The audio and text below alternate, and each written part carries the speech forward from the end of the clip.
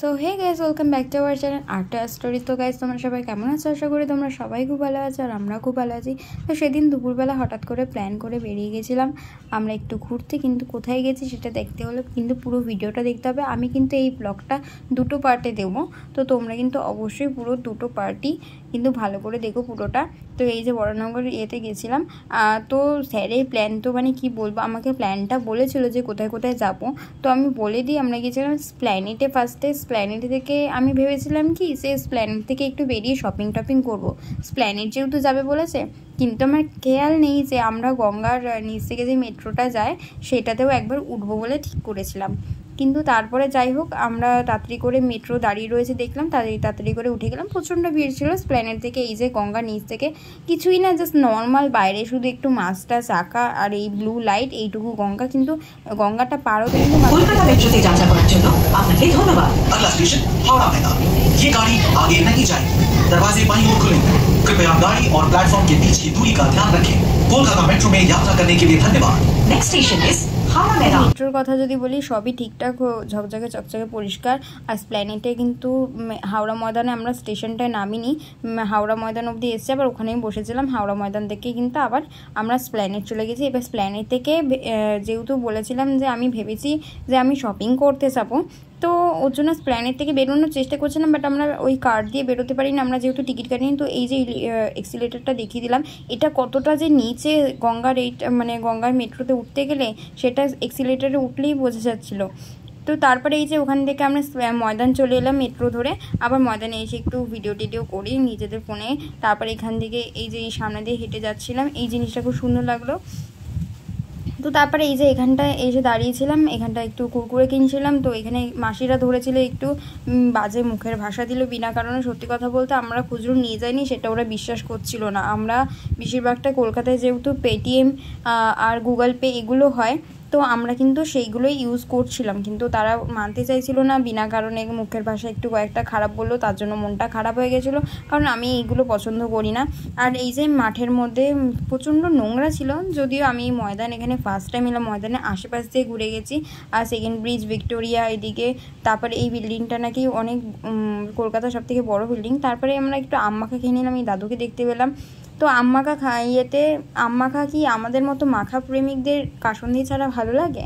তো আমি ফার্স্টে ভেবেছিলাম আমটা টক হবে, তার জন্য আমি একটাই নিয়েছিলাম।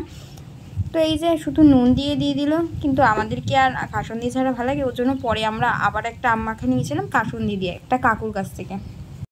আমটা মাত্র 10 টাকা নিয়েছিল, তো টক ভেবে আমি একটাই নিয়েছি, একটাই নিতে বলেছি, যেহেতু আমার তখন টক খেতে ইচ্ছা করছিল না। দুপুর হয়ে গেছিলো, দুপুর বলতে 3টে সাড়ে 3টে মতো বাজে। এই যে একটু নুন দিয়ে, সামান্য নুন দিয়ে দিল। তারপর আমরা একটু খাওয়া দাওয়ার পর, কিন্তু আমটা খুবই মিষ্টি ছিল, কিন্তু খারাপ লাগছিল না। কিন্তু কাসুন্দি ছাড়াও এই যে আম্মাখা জমে না বাঙালির। তো সেরকমই এই যে এখানে অনেক ঘোরা ছিল, রাইড করার মতো, রাইডে যাওয়া যাবে। এই যে তারপর একটু কাসুন্দি দেওয়া আম্মাখা খেয়ে আমরা টেস্ট করলাম। তারপর আমি কলকাতার যেহেতু পাপড়ি চাট ভালোবাসি, তাই স্যার আমার জন্য আবার পাপড়ি চাট কিনে নিয়ে এসেছিলো। হঠাৎ করে চলে গেল, পাশ থেকে উঠে বললো বসতে, তো বসেছিলাম, দেখি পাপড়ি চাট কিনে নিয়ে এসছে। তো ভীষণ ভালো লাগলো, সেটাই তোমাদেরকে বলছিলাম। তো ভীষণ ভালো ছিল খেতে। উপরে আমি আবার আমের আটিটা খেতে খেতে হঠাৎ অর্ধেকটা রেখে দিয়েছিলাম। তো নিজেদের জন্য টাইম স্পেন্ড করার জন্য কিন্তু ময়দানটা খুবই ভালো। তো তারপর এখান থেকে আস্তে আস্তে বেরিয়ে গেলাম। তো এখন সূর্যের আলোটা পড়েছে, বেশ ভালো লাগছে। এখন একটু গল্প টল্প করে একটু ফটোশ্যুট করলাম, মানে ফটোশ্যুট বলতে কি একটু ফটো তুললাম নিজেদের ফোন থেকে। তো এখন ভিক্টোরিয়াকে টাটা পাই বলে এখন দেখতে পাচ্ছি যে ভিড়টা খুব বাড়ছে, মানে যা ফাঁকা ছিল পুরো ভিড় হয়ে গেছে। তো চলো এখন এখান থেকে বেরিয়ে যাবো। আমাদের বিকেলে আবার এক জায়গায় যাওয়ারও আছে সন্ধ্যাবেলা গিয়ে, তাই তো। রাস্তায় গিয়ে একটা কাজ হচ্ছে, একটা গিফট কিনতে হবে। তো যাবো দাদা বাড়িতে, মানে আপনাদের দাদার স্যারের দাদা বাড়িতে যাবো, নিমন্ত্রণ আছে, দাদার মেয়ের জন্মদিন, তো ওখানে যাবো। এখন এখান থেকে সোজা চলে যাবো মেট্রো স্টেশন থেকে দেখি কোন মেট্রো স্টেশনটা কাছে পড়ে, ওটাতে গিয়েই সোজা চলে যাবো। আর এই ভিক্টোরিয়া থেকে এদিকে গেলেই হচ্ছে এনার অফিস। তো ওই দিক থেকে এসেছিলাম, ভেবেছিলাম অফিসে ওদিক থেকে ঘুরে যাব। ওখানে না একটা মোমোর দোকান আছে, আমার খুব ফেভারিট, বাট ওখান থেকে আর যাবো না। খুব মানে মাসিরা কি বলবো, প্রচুর ধরে রাস্তায়, এইটুকু আসতে যে তোমাদেরকে কতবার ধরবে ঠিক নেই, যদিও তাদের এটা কাজ, আমি তাদেরকে অসম্মান করছি না বা কিছু, কিন্তু তবু চলো এখন যাওয়া যাক। ওই যে বললাম ময়দানে আশপাশ দিয়ে ঘুরে গেছি, কিন্তু ময়দানে আসিনি। কিন্তু আমার মনে হয় আরও একটু গাছপালা, এই সবুজটা খুবই ভালো লাগছিলো। গাছপালা মনে হয় আরও কেটে ফেলেছে দেখে মনে হচ্ছিলো, জানি না, আমি পুরোটা যাইনি। তো আমি একটু সামান্য সামনে দিয়ে ঘুরে চলে এসেছিলাম। এই যে তারপর এখান থেকে বেরিয়ে পেছন দিক থেকে বেরিয়ে যাচ্ছিলাম মেট্রো ধরার জন্য। তো মেট্রো ধরে আমরা দমদম এসেছি, কারণ মেট্রোটা পুরোটা যাচ্ছিলো না। তো দমদম থেকে আমরা আবার মেট্রো ধরে বরানগর এসেছি।